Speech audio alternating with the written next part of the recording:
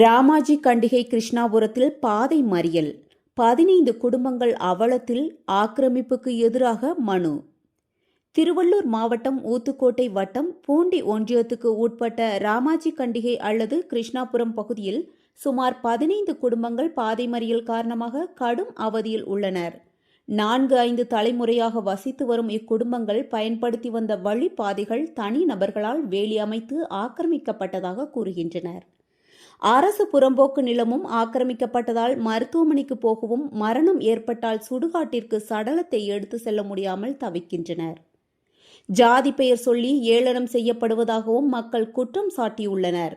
இதுகுறித்து கிராம நிர்வாக அலுவலர்களிடம் தெரிவித்தும் தீர்வு கிடைக்காததால் மாவட்ட ஆட்சியரிடம் மனு அளிக்கப்பட்டுள்ளது. இந்த சம்பவம் அப்பகுதியில் பரபரப்பை ஏற்படுத்தியுள்ளது.